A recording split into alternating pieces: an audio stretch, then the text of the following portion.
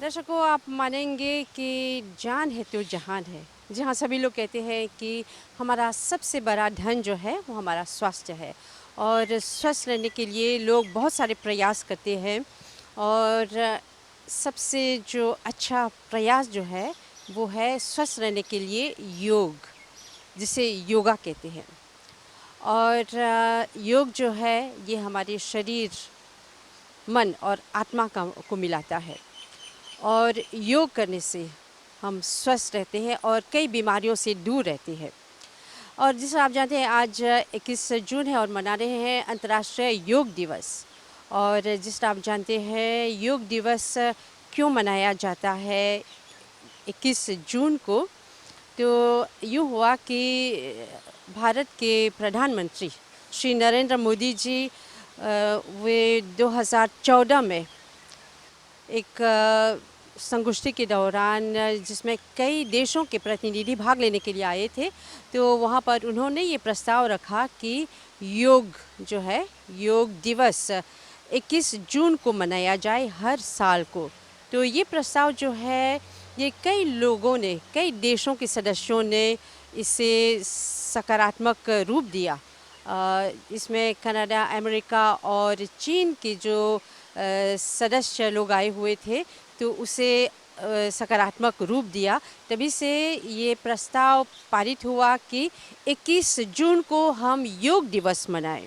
हम इस प्रोग्राम के ज़रिए ये बताना चाहेंगे कि योग है क्या, और इसके जनक है क्या, और क्यों 21 जून को योग दिवस मनाया जाता है। और कहा जाता है कि 21 जून जो है ये सबसे लंबा दिन है, और ये इसको शांति प्राप्त करने के लिए बहुत अच्छा दिन, सुनहरा मौका है। इसलिए 21 जून को योग दिवस मनाया जाता है। जब से हमारी आँखें बीमार हो गई है, मैंने ये योग आसन करना आरंभ किया। तब से मैंने देख लिया कि ये योग जो करते हैं उसमें हमारे बहुत सारी बीमारियों को दूर करती है। और अगर हम दवा लें तो कितनी दवा लेंगे, योग करेंगे तो हम स्वस्थ रहेंगे। इससे हमारा जीवन स्वस्थ बनता है और हम इसके आगे ही चलेंगे और कभी पीछे नहीं हटेंगे। जैसे कि आप जानते हैं कि मॉरिशस में बहुत से लोग बीमार हैं और बहुत सी बीमारियां फैली हुई हैं। तो हम ये आशा करते हैं कि योग द्वारा आप लोग योग सीखें और अच्छा स्वस्थ रहें। जीवन में स्वास्थ्य ठीक रहने के लिए कुछ न कुछ करना चाहिए।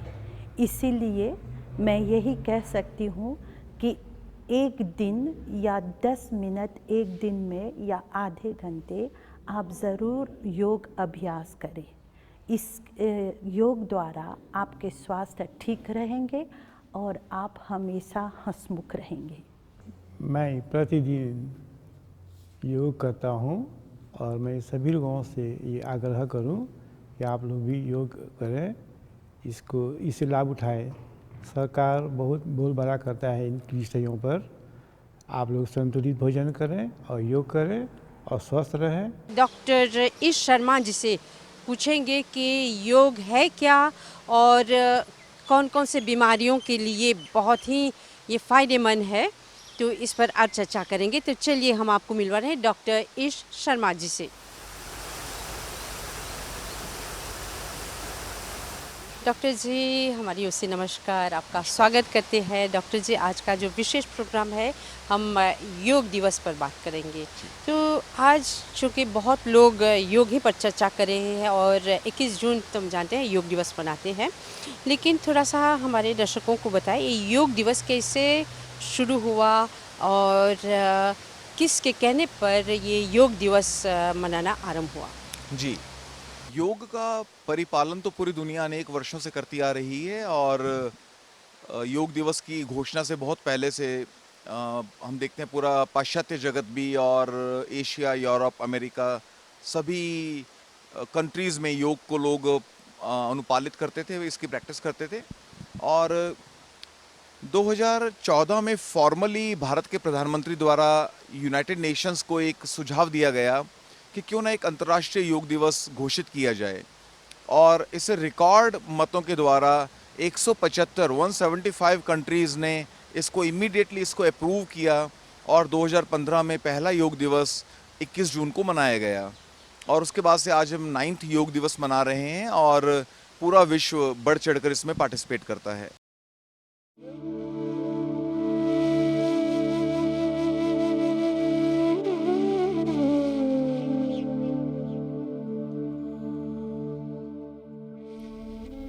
अंतर्राष्ट्रीय योग दिवस पर विश्व भर के योग प्रेमियों को अनेक अनेक शुभकामनाएं। इस शताब्दी में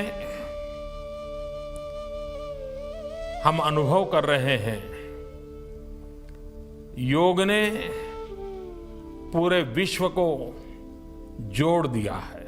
जैसे योग शरीर, मन, बुद्धि, आत्मा को जोड़ता है, वैसे आज योग विश्व को भी जोड़ रहा है। हर कोई चाहता है तनाव मुक्त जीवन हो, पीड़ा मुक्त जीवन हो, बीमारी से मुक्त जीवन हो, प्रसन्न जीवन हो। इन सबको अगर किसी एक मार्ग से पाया जा सकता है तो वो मार्ग है योग का। एक संपूर्ण जीवन को संतुलित रूप में कैसे जिया जा सकता है,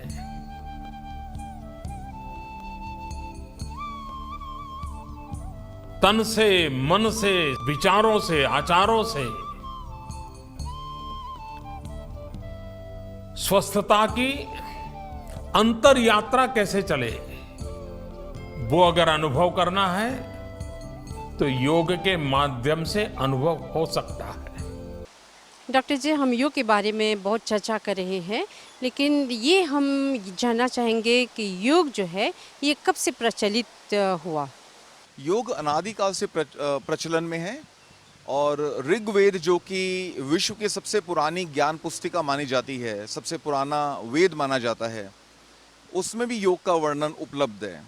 तो योग अनादिकाल से मानव सभ्यता प्रैक्टिस करती आ रही है और जिस प्रकार के योग को हम जानते हैं, इसी स्वरूप में योग का पहली बार जो वर्णन है वो कठोपनिषद में पाया गया है कि ये जो शारीरिक आसन वगैरह हैं इसी स्वरूप में कठोपनिषद ने बोला है और अनादि समय से ये प्रचलन में है।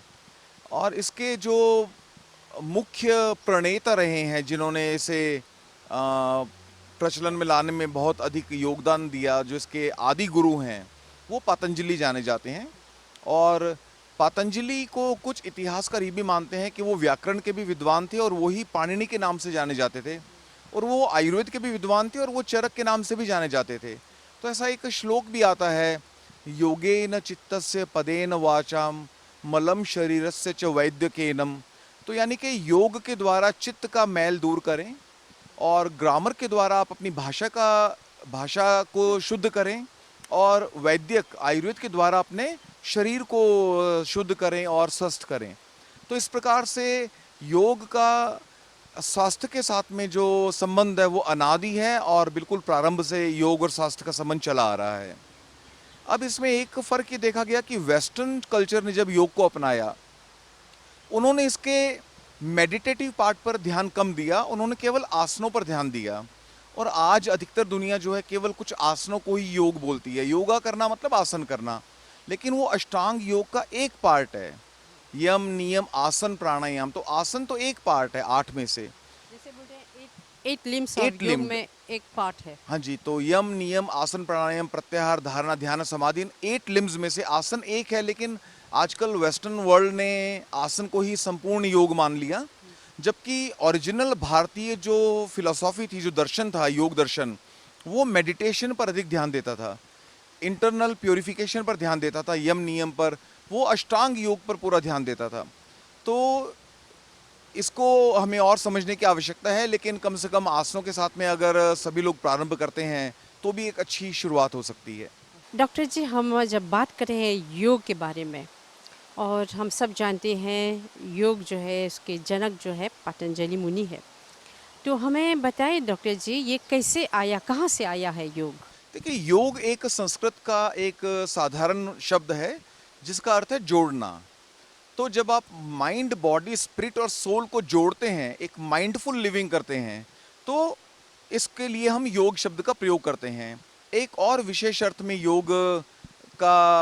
योग शब्द की प्राप्ति होती है, वो है योगश चित्त वृत्ति निरोध, यानी कि मन की वृत्तियों को, मन की भटकन को कंट्रोल करना ही योग है। हमारा मन भटकता है, हमारा मन चाहता है हम काम ना करें, आराम करें, खाते पीते रहें, व्यसनों में उलझे रहें और रिस्पॉन्सिबिलिटीज़ ना लें, ऐसा मन हमें भटकाता है। तो मन को कंट्रोल करना, जिसे दूसरे शब्दों में माइंडफुल लिविंग कहा गया है, माइंडफुल लाइफस्टाइल, माइंडफुल ईटिंग, तो वो योग है। तो जोड़ना, माइंड, बॉडी, सोल को कनेक्ट करना, माइंडफुल लिविंग करना और मन को टेम करना, अपने मन को कंट्रोल करना, भटकने नहीं देना, ये योग शब्द का मैसेज है। हम बहुत चर्चा करते हैं पतंजलि के अष्टांग योग, 8 लिम्स ऑफ योग। तो डॉक्टर जी, थोड़ा सा इस पर आप समझाएं कि ये 8 लिम्स ऑफ योग, अष्टांग योग है क्या?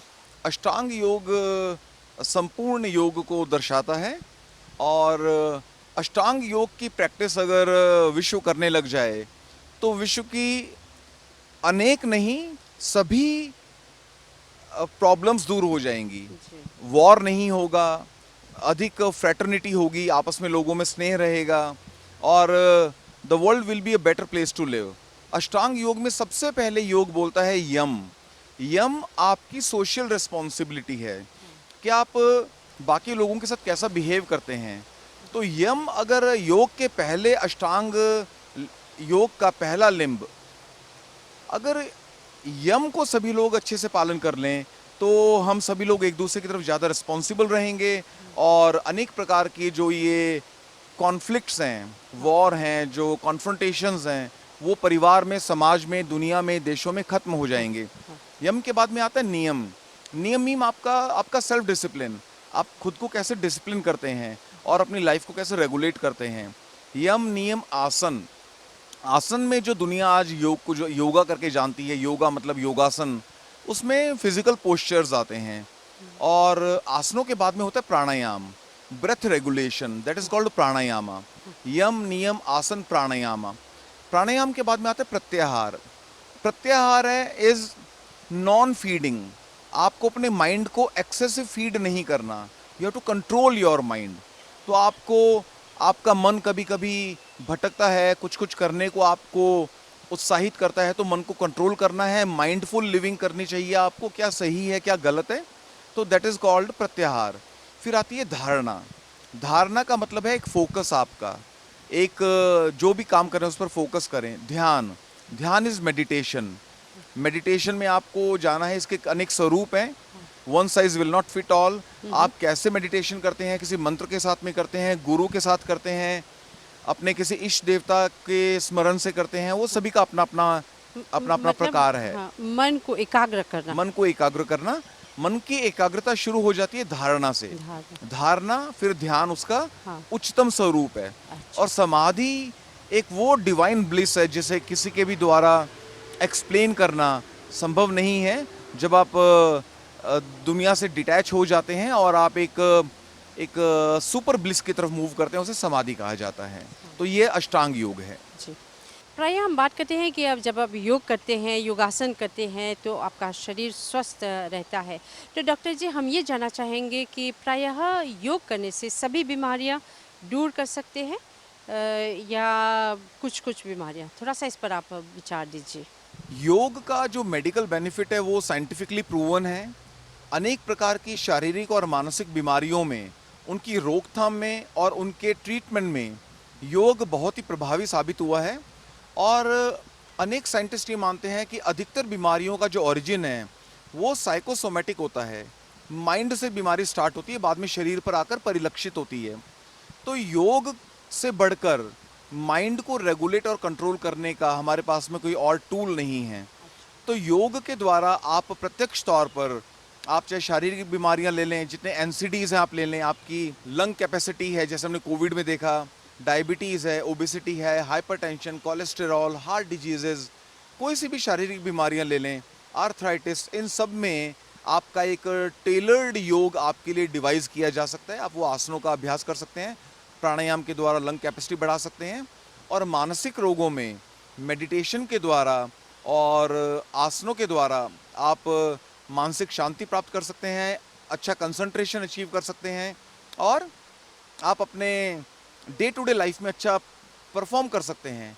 अभी मिनिस्ट्री ऑफ एजुकेशन के साथ मिलकर हमने कॉमन योगा प्रोटोकॉल को स्कूलों के सिलेबस में डलवाया है, प्राइमरी स्कूल के बच्चों के लिए, ताकि बच्चों का कंसंट्रेशन बढ़े, वो एक माइंडफुल लिविंग की तरफ मोटिवेट हों, वो योग का मैसेज लेकर अपने घर पर जाएं, अपने परिवार में, समाज में वो आयुष वेलनेस प्रोग्राम को फैलाएं, और साथ में उनका जो कहने की बात नहीं है, लेकिन एज अ बाय प्रोडक्ट उनकी स्कूल में परफॉर्मेंस भी योग करने से इम्प्रूव होगी, उनका कंसंट्रेशन बढ़ेगा। डॉक्टर जी, आपने ये बताया कि बीमारियों की रोकथाम के लिए योग बहुत ही आवश्यक है, और जो लोग योगासन करते हैं बीमारियों से बच सकते हैं। तो कौन कौन सी बीमारियों से हम बच सकते हैं, और ये कैसे काम करता है, इसका आधार क्या है? इसका एक बहुत अच्छा मेडिकल एक्सप्लेनेशन है। योग क्या करता है कि जब आप योग की अवस्था में रहते हैं और आप आसन कर रहे हैं, प्राणायाम कर रहे हैं, धारणा में हैं, ध्यान में हैं, तो आपके स्ट्रेस हार्मोन्स घट जाते हैं, बिकॉज आपका अनेक अनवांटेड थॉट आपके माइंड पर नहीं है, अनेक प्रकार के तनाव आपके माइंड पर नहीं है, और आप फोकस्ड हैं। जब आप फोकस्ड हैं, आप प्रसन्न हैं, आपके स्ट्रेस हार्मोन जब कम होंगे, तो एड्रेनलिन, ग्लूकागॉन, थायरॉक्सिन और ग्रोथ हार्मोन, ये 4 सबसे इंपॉर्टेंट स्ट्रेस हार्मोन्स हैं जो अनेक प्रकार की बीमारियों के लिए डायरेक्टली जिम्मेदार हैं। ये स्ट्रेस हार्मोन का जब लेवल घटेगा और हैप्पी हार्मोन्स का लेवल बढ़ेगा, तो हमारे शरीर का मेटाबॉलिज्म इम्प्रूव होता है, और उससे अनेक बीमारियों का फाउंडेशन योग के द्वारा खत्म किया जा सकता है, बीमारी होने से रोका जा सकता है, और बीमारी हो जाने के उपरांत उसकी चिकित्सा, उसका कंट्रोल भी किया जा सकता है। डॉक्टर जी, हम ये जानते हैं कि डायबिटीज़ जो है ये आज बहुत कॉमन डिजीज़ है, बहुत से लोग इससे ग्रसित है। तो क्या अगर हम योगासन कर रहे हैं तो डायबिटीज़ से हम बच सकते हैं, या अगर किसी को डायबिटीज़ हो गया हो तो हम क्यों कर सकते हैं योगासन द्वारा? जी, देखिए, डायबिटीज़ एक महामारी का रूप ले चुकी है, और इन द ईयर 2000 WHO ने ऑलरेडी इसको एक महामारी डिक्लेयर कर दिया था। ये एक व्यक्ति की बीमारी नहीं है, ये पूरे समाज की, पूरी सोसाइटी की बहुत बड़ी व्यापक एक पेंडेमिक है ये। तो इसका पिछले 23 वर्षों से इस पर बहुत अधिक फोकस बढ़ा है, इसके पेशेंट बढ़ते जा रहे हैं। अभी मॉरिशस में भी इसका परसेंटेज जो है, अगर हम प्री डायबिटिक और डायबिटिक्स को मिला लें, तो 53-54% के आसपास में लोग हैं जो प्री डायबिटिक हैं या डायबिटिक हैं, ऐसा NCD survey of 2021 ministry of health and wellness का बोलता है। तो डायबिटीज़ को कंट्रोल करने के लिए योग का बहुत बड़ा रोल है। योग के साथ में प्रॉपर आहार विहार, जो आयुर्वेदिक आहार विहार है, उसका बहुत बड़ा रोल है। कुछ औषधियाँ भी काम करती हैं। योग डायरेक्टली डायबिटीज़ के लिए बहुत इफ़ेक्टिव है। योग में हम पेशेंट को कंसंट्रेट करने को बोलते हैं, उससे उसका जो ग्लूकागॉन लेवल है वो नीचे जाता है। ग्लूकागॉन एंटी इंसुलिन हार्मोन है, वो ब्लड शुगर को बढ़ाता है। अगर आप तनाव में रहेंगे, आपका ग्लूकागॉन बढ़ेगा, आपका शुगर कभी कंट्रोल में नहीं आएगा। इसीलिए अच्छी दवाइयाँ खाने के बावजूद भी तनाव होने की वजह से आपका शुगर लेवल बढ़ा रहता है और वो कंट्रोल में नहीं आ पाता। योग के द्वारा आप स्ट्रेस हार्मोन ग्लूकागॉन को कम कर सकते हैं। योग के द्वारा आप ओबेसिटी को कम कर सकते हैं, जो कि डायबिटीज़ का बहुत बड़ा ट्रिगरर है और डायबिटीज़ को कभी ठीक से कंट्रोल नहीं होने देता अगर आप ओवरवेट हैं।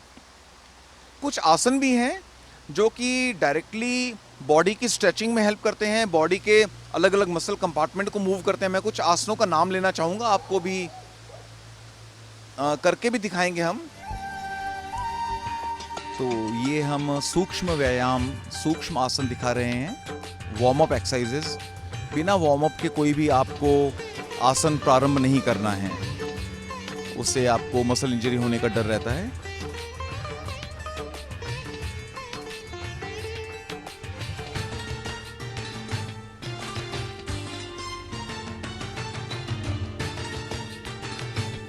सूर्य नमस्कार।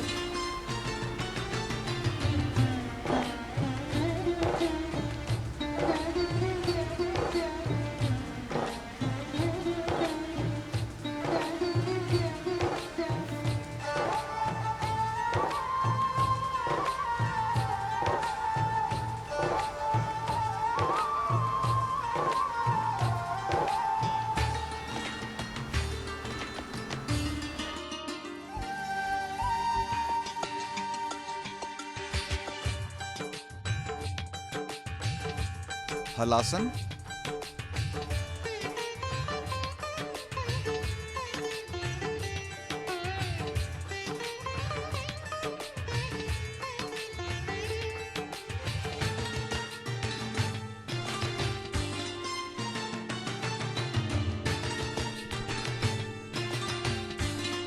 ओके, त्रिकोणासन,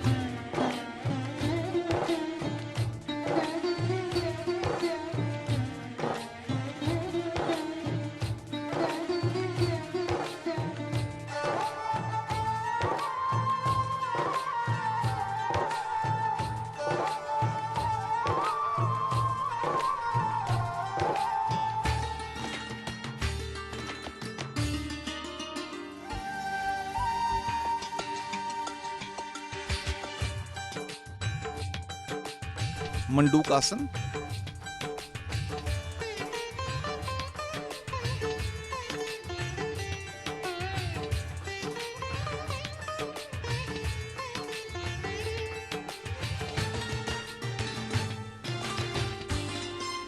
चक्रासन,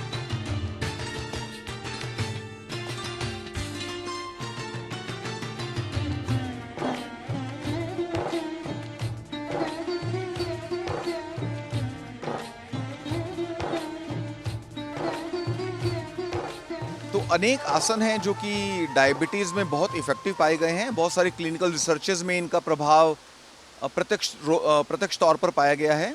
सबसे इम्पॉर्टेंट है सूर्य नमस्कार, उसके बाद में हलासन, चक्रासन और त्रिकोणासन, पश्चिमोत्तान आसन और मंडूक आसन, मयूर आसन। ये कुछ ऐसे आसन हैं जो कि डायरेक्टली हमारे मिड एब्डोमेन पर प्रेशर डालते हैं, पेनक्रियाटिक एरिया को मूव करते हैं और लेटरल बेंडिंग और ट्विस्टिंग, ये ऐसे वार्म अप एक्सरसाइजेज हैं जो कि हमारे पेनक्रियाज को मोबिलाइज करती हैं, इंसुलिन का रिलीज़ बढ़ाती हैं। इंसुलिन का रिलीज़ तब बढ़ेगा जब पेनक्रियाज में ब्लड सर्कुलेशन इंप्रूव होगा। तो ये सब आसन आपको भी हम लोग दिखाने वाले हैं और इनके द्वारा प्रत्यक्ष तौर पर लाभ देखा जा सकता है डायबिटीज़ में। वेट कंट्रोल किए बिना, ओबेसिटी को कंट्रोल किए बिना डायबिटीज़ का कंट्रोल बहुत मुश्किल है। आप धीरे धीरे अपनी क्षमता के अनुसार, देखिए हर व्यक्ति पहले दिन हर आसन नहीं कर सकता। जो भी आपकी बॉडी आपको परमिट करती है, आपकी फ्लेक्सिबिलिटी जो आपको परमिट करती है, वहाँ से आरंभ करें। धीरे धीरे अपने आप को ओवर स्ट्रेच करें और वेट लॉस करें, आइडियल वेट मेंटेन करें और आपकी ओबेसिटी के साथ में आपका डायबिटीज़ और अनेकों बीमारियाँ इसके साथ में आने वाली, high cholesterol, hypertension, heart disease, उन सभी का उपचार और कंट्रोल योग के द्वारा संभव है।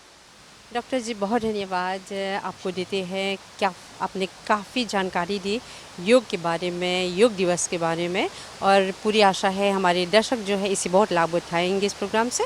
तो बहुत धन्यवाद आपको हमारी ओर से। नमस्कार। नमस्कार।